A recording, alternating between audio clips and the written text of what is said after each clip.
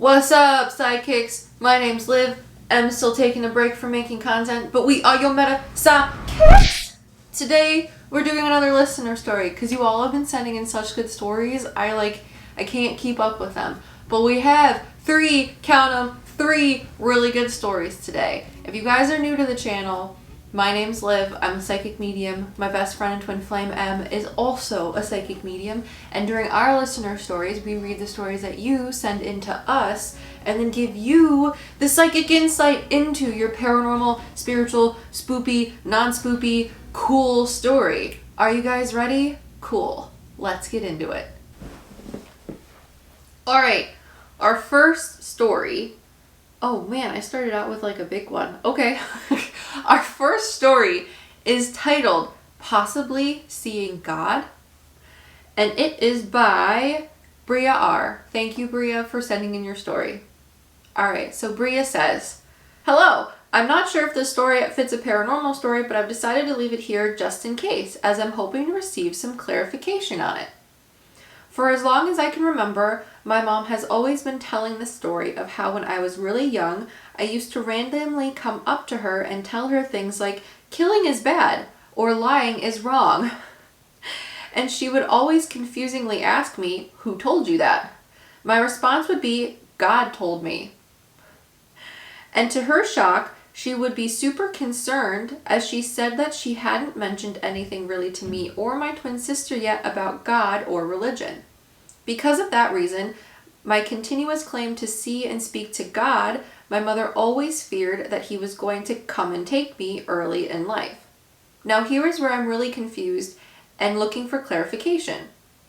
I have this memory, or maybe it's just a memory of a dream, where I'm looking up into a certain part of my childhood bedroom where I had this light at, and he, God, comes to me and very excitingly, as if something I've been telling my twin sister about but she hasn't believed me, call out to my twin and say, 'Come here, come quick, he's here.' And then I remember being smiled at, and when I looked over to my sister who was running through the door, I looked back towards the light and he was gone. I never claimed to think it was for real life because it just seems so far-fetched to see and speak to God, especially without a near-death experience. But the memory of that occurrence is so vivid for me that I remember it to this day, and it does make me question the possibility of it being real. What do you think? Are your psychic spidey senses tingling or picking up on anything about this? Regardless of whether it was an intense dream, I promise I can handle it if it was not. I would just like to know or have a clear understanding of it after all these years. Bria." Okay, so Bria says that as a child, she used to go up to her mom and say, "Oh, killing's bad, lying is bad." And when her mom would ask her where she heard that from, she would say, "God." Which, as a child, it's a pretty good thing to say, I would say. It's not like some weird person off the street told you that, but I guess the weird person off the street wouldn't be bad either. Anyways. Okay, so when I was reading your story, I really had to think about this because without my mediumship brain, just my understanding of spiritual things from my experience as a medium, I feel like you may have had a past life as an angel, because who else would talk to God directly? Not separation is an illusion, but aside from all of that rabbit hole stuff, who else would speak directly to God but angels? So if you have a past life as an angel, it would make sense that as a child, you would be able to be so close in contact with an entity that people would relate or call to as God. But as I was thinking about this and reading your story, I feel like you as a child were talking to someone that's actually a past relative of yours that you saw and perceived as a man, but I don't feel like it was God. I feel like your brain as a child, since this person was covered in such gold light that you would see them as. For example, when I used to talk to souls, sorry, if you see my eyes doing weird things, it's just because I'm looking at the stuff that I'm seeing spiritually as a medium, because I don't see it physically in front of me, but I see it in a daydream-like state, or not state, but a daydream-like way. So I'm looking at things in my mind, but I'm also talking to you. So if that's what you guys are looking at or it seems funny, that's just what I'm doing. But so when I was reading your story, Bria, and I put on my mediumship hat to look at it, not just my experience as a medium, like the things that I know or could relate to, I feel like there was a man who is related to you as a family member or ancestor in some way, shape, or form. And when I say ancestor, an ancestor just means someone that you may or may not have met in your lifetime that is related to blood-wise your family and your current life now, that was speaking to you from spirit. I have seen spirits come forward a couple times in readings where their ability to portray that they're in heaven or spirit comes off as them being sort of outlined in like an ethereal gold light, and the background of where they are looks white, because for whatever reason that is like a universal idea of what heaven or spirit would look like.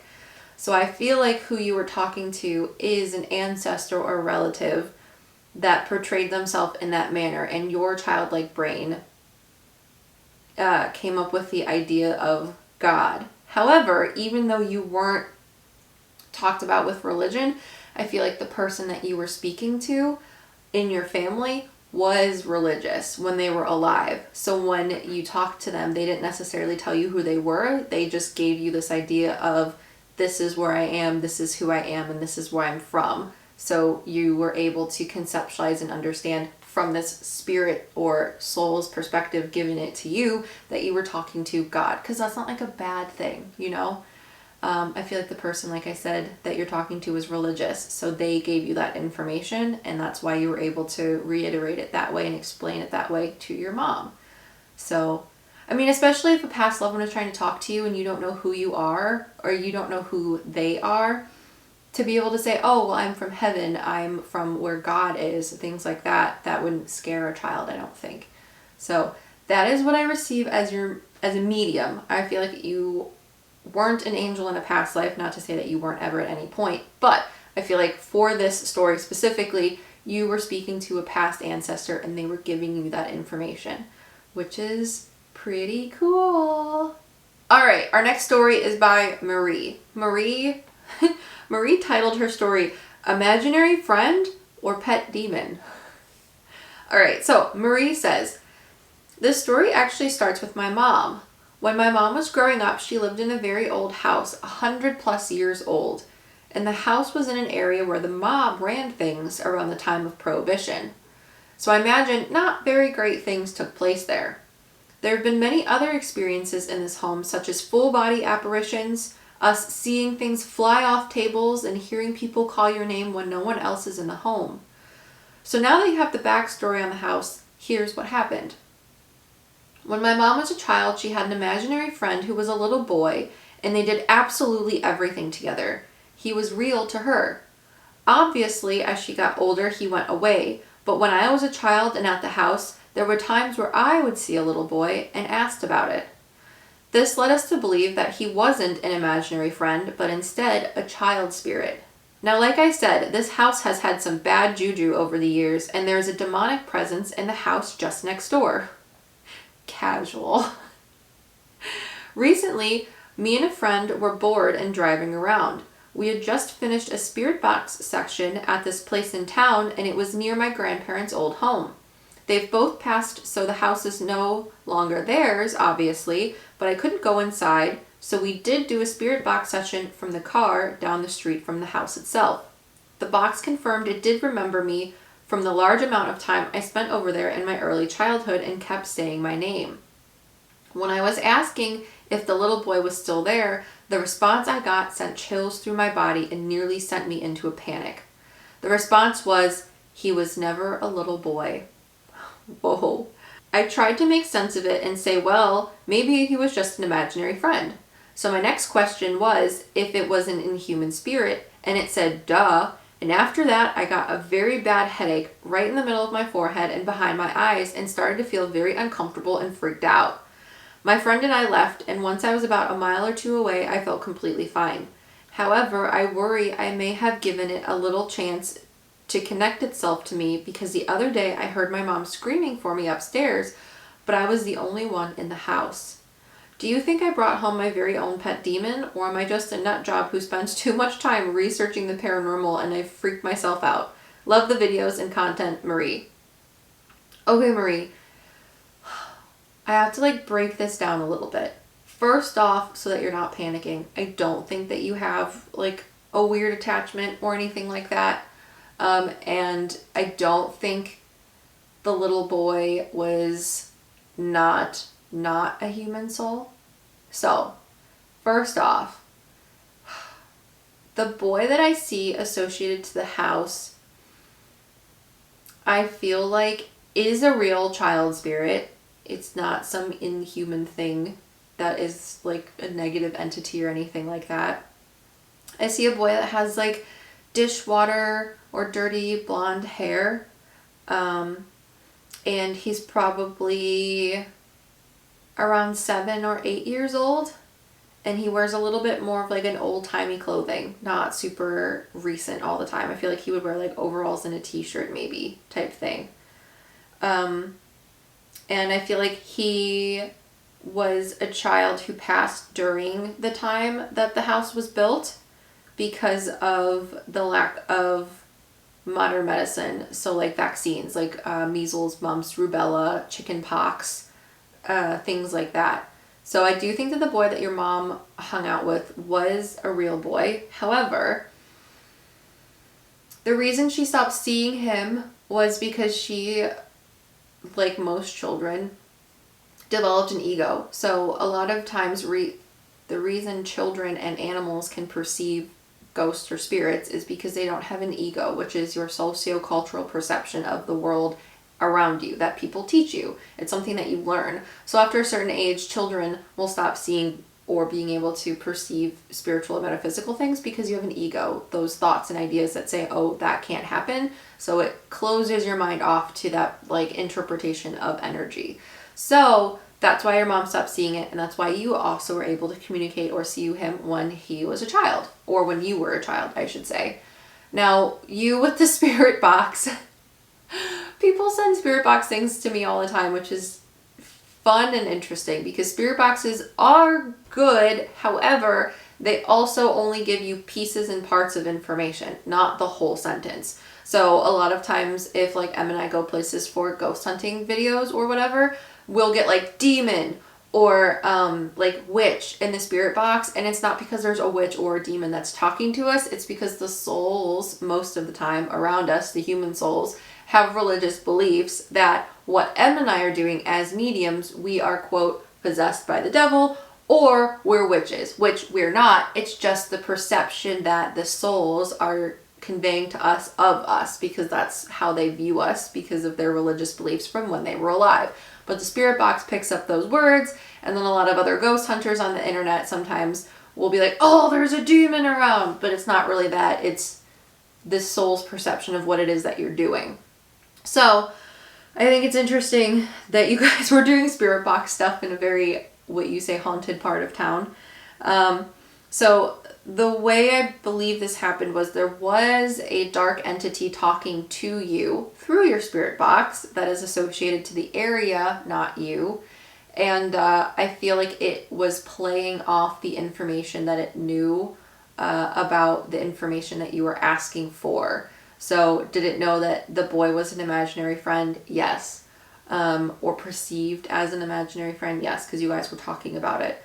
So when you asked if it was inhuman or not, it's going to scare you because that's what the lower vibrational things want. They need energy in order to exist. So if able to convolute the information that it knows about, it will be able to scare you. So I don't think you have an attachment. I do think that your mom was interacting with the soul of a little boy who was alive at one point, and so were you. And I think that a weird, scary, lower vibrational entity was trying to scare you into giving it more energy to exist. But you don't have to keep playing with that game. You know what I'm saying? So I don't think you have an attachment anymore. I think you might have just freaked yourself out a little bit. Or I don't even think you had an attachment in the first place. I think you might have just freaked yourself out a little bit. My husband, too, he's been asking me recently all the time, like, did you call me? And I'm like, no, I didn't call you at all. I'm not even in the house. He's like, I keep swearing that I hear you calling me. I'm like, nope, I'm not calling you. There's nothing in my house. So, all right. Thank you so much, Marie, for sending in your story. And now we're getting to story number 3. All right. Story number 3 was sent in by Hailey R. Hailey, thank you for your submission. Hailey titled their story, My Late Grandpa Called Me Out. All right. Hailey says, hi guys. Growing up, I've always believed and been told that I'm spiritually gifted. These past few months have been extremely hard on me. And on top of that, I've been trying to really tune in and try to open myself up to communication with spirits, guides, etc. Most of my attempts haven't gone in my favor, or so I thought, so I took a step back to start working on shadow work. Oh, Hailey, I hope by the time I'm reading this, things are going better for you. If not, I'll send the good vibes to you. Hailey says, the first night I fully felt like I had surrendered to the universe. I walked into my room as I was going to turn on one of your most recent videos. Aw, thanks. But was met with an overwhelming sensation of warmth. Now, I typically run cold, so my body was immediately like, hey yo, we need to sit down and evaluate why it feels like you're hugging a campfire. So I sat down and my stomach dropped. I felt so sick. But since I've been working a lot on my spiritual side, I decided not to push these feelings away, but instead to really sit and focus in on what they were all trying to tell me. The second that thought was completed, a flood of information smacked me in the face. I was seeing images of my great-grandpa Gary, who I've also felt super connected to, but I've rarely met in person, and the guitar that I was given of his. I was hearing what I could think was his voice, but I couldn't make out actual words or sounds. And I felt this overwhelming sense of trust in myself that what I was seeing, thinking, and hearing was real. So I sat back and thought, okay, let's talk. And then I heard the word Carl. I immediately had the thought of Carlson, which is a family name on my other grandpa's side. That's when I got a little wishy-washy on which grandpa I might have actually been connecting with, if at all. Originally, I felt it was my great-grandpa Gary because when I trusted that thought, I felt an overwhelming sense of love and acceptance, as if he was reminding me that he's always got my back, kid. I don't know if I heard that or thought that. When I focused on if it was my other great-grandpa, Carlson, that's when I felt the most distrust and confusion. Also, I thought I should mention that I could feel him standing next to me with possibly his left arm on my right shoulder as he was guiding me through all of these thoughts and feelings. But I also have no clue. I'm super curious as to what you guys think and if I'm making this up. Thank you for reading and being my favorite place on the internet. Hailey R. Oh, thanks, Hailey. Okay, so let's break it down. You are working on accepting a lot of things and understanding parts of yourself. Cool beans. Shadow work is hard. I'm proud of you.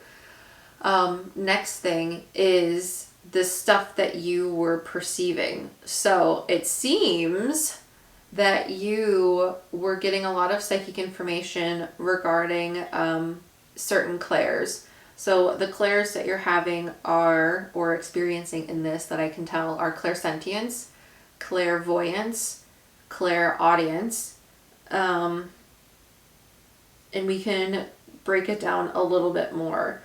So you said that you felt warmth, sensation of warmth. That is clairsentience. Clairsentience is not just emotions, but it's also physical feelings as well. So you said you also felt like your grandfather was standing on your right-hand side with his left arm on your right shoulder. That is also clairsentience. And the feelings of what grandfather you were talking about, whether it was your grandpa Gary or your grandpa on the Carlson side of the family, that is clairsentience too. When I talk to souls, if I'm trying to figure out what side of the family they're on, I will ask father or mother, and they'll give me a feeling of which side is right or wrong. So that is also clairsentience. So the fact that when you felt that you asked, Hailey, if you were talking to your grandpa Carlson and you got that feeling of no, basically, of less confidence and not good feelings, I would take that 100% as confirmation that you are talking to your grandpa Gary. Because when people ask me questions and I don't know what the answer is, or the answer is no, I will get those negative emotions, that clairsentient information of I don't have information for it, or no, the answer to that question is not what you think it is. So very good on you. That's super, super cool. And also, this is cool because Em doesn't experience it the same way, but I do know other mediums that experience when they're talking to souls the same way as me. And it seems like you're experiencing it similarly to me as well, of when I talk to souls who are passed over in heaven or spirit, I always see them on my right-hand side. Unless they're physically in the physical world doing whatever it is they want to for whatever reason, they're always on my right-hand side, and that symbolizes to me that they're in heaven or spirit and communicating to me. So that's super cool. And I also really vibe or, you know, jive with what you said when you said that you heard the word Carl, but you also didn't know if you thought you were hearing a voice, but you couldn't make out the actual sounds or words. That is the same way that I interpret clairaudience as well. It's not necessarily that someone is talking to me or I'm hearing them physically in my ear, but it's like I hear them in my own inner monologue in my head, but I don't actually hear them. I just sort of know what they sound like. And it's a very weird way to try and explain clairaudience. So, in response to what you were talking about, I feel like your grandfather stepped forward to help you understand some aspect of your shadow work that you were going through. Because it was his job or his turn for whatever reason. I don't know why. I don't know why certain souls step forward to answer certain questions for clients when I'm doing readings. It's just because God, creator, source, whoever has employed them to give you that information and help you. So your grandpa Gary was employed by whomever, to give you the information you were seeking about the shadow work that you were working on. And just, he says, other general questions that you've been having because you finally opened yourself up to it. So I feel like if I am talking to your grandpa Gary, he is extremely funny. He's very outgoing and he's very nice, but he also said that he had a little bit of like a snarky streak, maybe a little bit when he was alive. A little bit of a sarcastic side. So yes, I do feel like you were channeling the soul of your grandpa Gary, and he was there to help give you information. And the way you wrote out how you processed everything, very good job. Very proud of you. So, yeah. Did you guys like our listener stories? If you didn't, don't tell me because I might cry. If you are interested in submitting your own listener stories, please go on down to the link below. There will be a little thing that says submit your spooky paranormal stories here. Go for it. And remember, when sending in your stories, no detail is too much detail. I love reading the stories that are the most well thought out and written stories that have all of the detail. It's really fun and great, and I love sharing them as well in the YouTubes and the podcasts. If you guys are interested in a reading, I have new availability coming out in May. It should already be available with new hours on our website, so if you're interested, please go down to the link below. But until then, if you guys have ideas for future content, things that you want me to cover, reaction videos, other creators, please let me know in the comments below. But thank you so much for watching, and we are your PsycKicks. Peace.